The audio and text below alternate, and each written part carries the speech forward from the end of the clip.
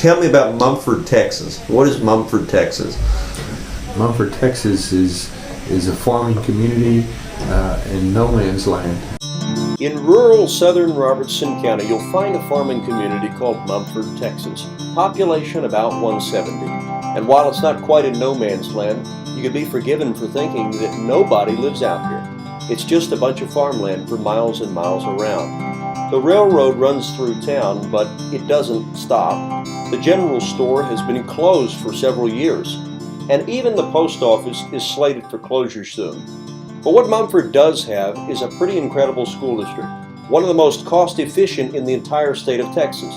They only spend $5,571 per student, compared to the statewide average of over $11,600. Mumford receives the coveted exemplary rating every year from the Texas Education Agency.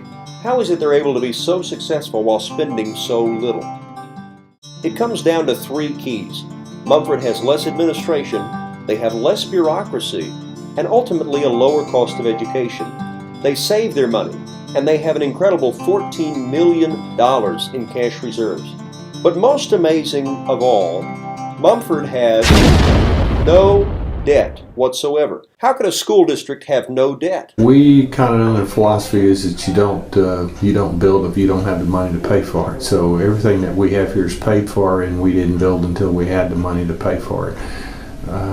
With the amount of tax value that we have here in Mumford ISD, a bond issue just really wouldn't do us a lot of good. We couldn't generate enough money for a bond issue, so we have to save our money, and as we save, and then we can build. You'd figure Mumford would have nothing, spending as little as they do, but they do have decent, if simple, classrooms, and they have computer labs. They have a playground, but surely they couldn't have anything like a gymnasium. Well, actually they do. They have 2 gymnasiums. The head athletic director and basketball coach at Mumford thinks that they're doing just fine. How do you feel about the state of athletics at Mumford? Real good about it. We're giving everything we need to be successful.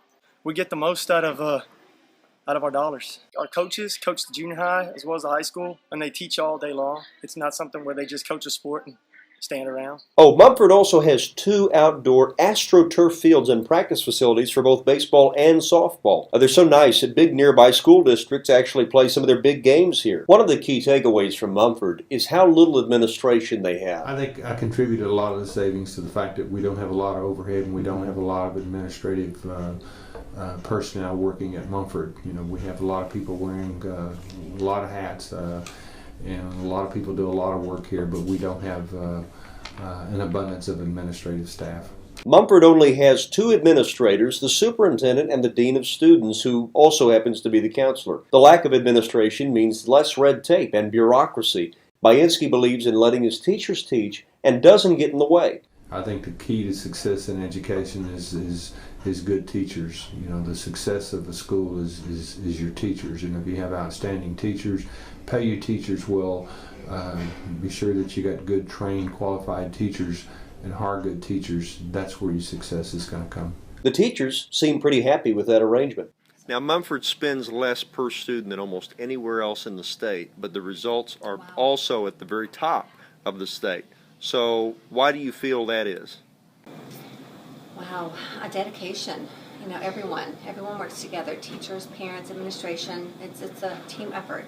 And I just feel we all work together, and we pull our resources. It doesn't necessarily have to be maybe, within the school, but we do get what we need, so that's very surprising. Why is Mumford able to get better results with less money? I think because they give their teachers more freedom to actually be teachers and teach, instead of putting specific constraints on them that everyone has different teaching styles, and so what might work for one person or one group of kids is not necessarily always going to be the same, and so there's a lot more freedom, I feel like, to make those adjustments to help the kids be successful. In addition to low administrative costs, Mumford has found innovative ways to save money along the way. One such method is the superintendent serving as his own contractor. We don't have contractors. I was able to be the contractor of all the schools that we've done here, and so by being our own contractor and hiring the subs ourselves, we were able to probably save as much as 20% of the cost of the facilities at least. Perhaps the greatest way in which Mumford excels is just by treating education as something that has to compete to be the best.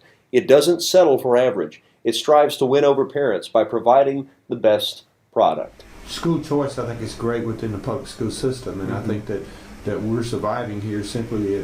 Mumford exists because we have transfer students, so parents that come in here by choice. Over 90% of our kids are transfer kids, so they come here by choice because they want to come here because of the quality of the education you're getting. I think competition is good. Competition is good in business. If I consider school a business, and you have to operate that way. And our product is the kids.